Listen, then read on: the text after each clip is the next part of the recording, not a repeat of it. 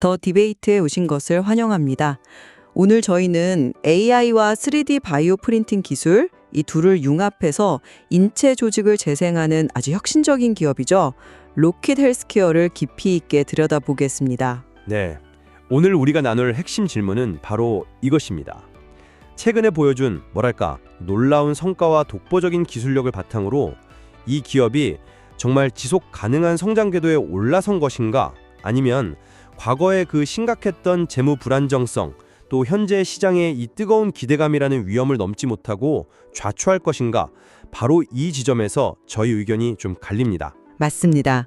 저는 로킷 헬스케어의 기술력, 그리고 무엇보다 이미 숫자로 증명된 성과를 볼 때 이 기업이 새로운 패러다임을 여는 지속 가능한 성장 기업이라고 긍정적으로 보고 있습니다. 반면에 저는 과거 재무 리스크의 그림자가 아직 좀 남아있다고 보고요.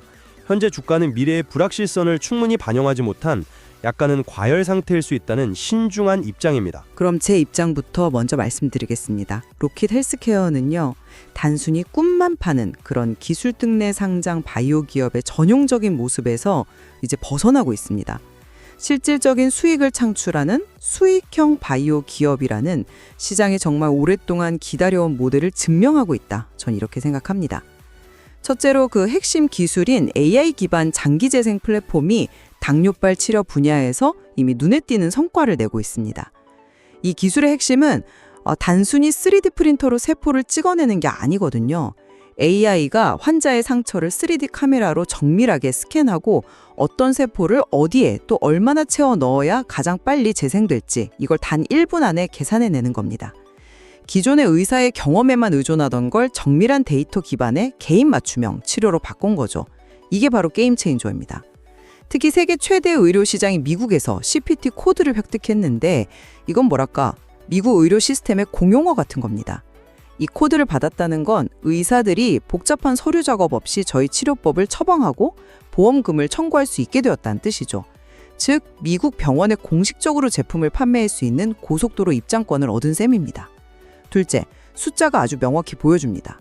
2025년 3분기 매출이 전년 동기 대비 173%나 급증했고, 무엇보다 중요한 건 2분기 연속 영업이익 흑자를 달성했다는 점입니다. 이건 기업의 비즈니스 모델이 드디어 시장에서 통하기 시작했다는 가장 확실한 신호라고 봅니다. 마지막으로 미래 성장 동력도 확실합니다. 현재 피부 재생을 넘어서 연골, 신장 재생 플랫폼으로 파이프라인을 확장하고 최근에는 세계 최대 당뇨 시장인 중국에서 핵심 기술 특허까지 취득했습니다. 이건 글로벌 시장 확장의 신호탄이자 중장기적 성장 잠재력이 매우 높다는 증거 아니겠습니까? 네, 설득력 있는 이야기입니다. 하지만 저는 그 밝은 면 뒤에 좀 가려진 그림자를 지적하고 싶습니다. 최근의 긍정적 지표들이 과거의 그 심각했던 재미적 취약성, 그리고 현재의 과도한 시장 기대를 가리고 있다는 게 제 생각입니다. 지속 가능성을 이야기하기엔 아직 너무 이릅니다. 첫째, 불과 2024년 말 이 회사는 자본 총계가 마이너스 771억 원에 달하는 완전 자본 잠식 상태였습니다. 이걸 쉽게 말하면 회사가 가진 자산을 다 팔아도 빚을 갚지 못하는, 그러니까 자본이 완전히 바닥난 상태였다는 뜻이죠. 이런 기업이 상장 후에 전환사채 발행 같은 외부 자금 수혈로 겨우 이 상태를 벗어났습니다. 이건 내재적인 체질 개선이라기보다는 응급 수혈에 가깝습니다. 기업의 뼈대가 아직 약하다는 거죠. 둘째, 현재 주가는 명백한 과열 신호를 보이고 있습니다. 한 달 사이에 2배 이상 급등했거든요. 이건 AI, 재생의료 같은 시장의 인기 테마에 편승한 단기적인 쏠림 현상일 수 있습니다. 게다가 이 완전 자본 잠식을 해결하는 데 쓰인 대규모 전환사채는 잠재적인 폭탄입니다. 전환사채는 빌린 돈이지만 나중에 주식으로 바꿀 수 있는 권리가 붙어 있는데, 이게 만약 주식으로 전환되면 기존 주식의 가치가 희석되고 시장에 대규모 매물이 쏟아져 나올 수가 있습니다. 셋째, 미래는 여전히 불확실합니다. 시장의 기대를 한몸에 받는 연골, 신장 재생 플랫폼, 이거 아직 임상 단계에 있거나 이제 막 준비 중입니다. 바이오 산업의 특성상 임상 결과가 기대에 미치지 못하거나 규제 당국의 허가가 지연될 가능성은 늘 존재하죠. 지금의 높은 주가에는 이런 실패의 위험이 거의 반영되어 있지 않다고 저는 봅니다. 말씀하신 그 재무 리스크에 대한 우려 충분히 이해합니다. 하지만 흑자 전환의 의미를 너무 과거의 관점에서만 보시는 것 같습니다. 2분기 연속 흑자는 결코 일시적인 성과나 우연이 아니거든요. 미국 보험수가 적용, 그리고 주요 구매 대행사, GPO와의 공급 계약은 일회성 매출이 아니라 지속적이고 안정적인 매출 파이프라인이 구축되었다는 것을 의미합니다. 이건 단순히 매출이 늘어난 걸 넘어서 기업의 비용 구조를 감당하고도 이익을 낼 수 있는 체질로 개선되었다는 명백한 신호죠. 적자 기업이 흑자로 돌아선다는 건 단순히 숫자 하나가 바뀌는 게 아니라 기업의 생존 방식 자체가 바뀌는 그런 변곡점입니다. 그 변곡점이라는 표현에는 저도 동의합니다. 하지만 그 흑자의 질을 따져봐야 합니다. 2분기 연속 흑자라고 해도 3분기 영업이익 규모가 7,754만 원입니다. 수백억 원대 매출에 비하면 아직은 미미한 수준이죠. 이 정도 이익으로 수년간 쌓인 누적 적자를 다 잇고 지속 가능성을 확신하기는 좀 어렵지 않겠습니까? 더 중요한 건 PER이나 PBR 같은 기업의 가치를 평가하는 핵심 지표들이 여전히 마이너스 값으로 왜곡되어 있다는 점입니다. 이건 흑자 전환에도 불구하고 재무 구조가 아직 완전히 정상 궤도에 오르지 못했다는 걸 보여주는 데이터거든요. 뭐랄까, 이제 막 중환자실에서 나왔는데 바로 마라톤을 뛸 수 있다고 말하는 것과 좀 비슷하게 들립니다. 흥미로운 비유입니다만 저는 다르게 봅니다. 그 PER, PBR 지표의 왜곡은 중환자실에 있었던 과거의 기록일 뿐이고요. 회복해서 재활훈련을 시작한 현재의 성장성을 반영하지 못하는 후행 지표에 가깝습니다. 오히려 주목해야 할 것은 글로벌 시장 진출의 실효성입니다. 미국 CPT 코드 확보가 제가 아까도 말씀드렸지만 단순히 허가를 받은 수준이 아니라는 점을 다시 한번 강조하고 싶습니다. 이건 미국 내 97% 이상의 의료기관에 제품을 공급할 수 있는 거대한 유통망에 성공적으로 편입되었다는 뜻입니다. 거대 기업들이 장악한 미국 의료 생태계에 말하자면 혈관에 접속한 것과 같습니다. 이제 피를 돌게 하는 일만 남은 거죠. 네, 혈관에 접속했다는 점은 저도 동의합니다. 하지만 혈액을 원활하게 공급하는 건 전혀 다른 문제죠. 유통망에 들어가는 것과 그 안에서 실제로 의미 있는 매출을 일으키는 것은 완전히 다른 차원의 이야기 아닐까요? 현지 의료 시스템 내의 그 치열한 경쟁, 복잡한 마케팅 전략, 파트너사와의 역학관계 등 넘어야 할 현실적인 장벽이 너무나 많습니다. 알겠습니다. 미국 유통망 편입 큰 성과죠. 그런데 그 유통망을 뚫기 위한 마케팅 비용이나 영업 비용은 어떻게 감당할까요? 그게 오히려 단기적으로는 수익성을 다시 악화시키는 요인이 될 수도 있지 않습니까? 바로 그 지점이 로킷 헬스케어의 전략이 아주 영리한 부분입니다.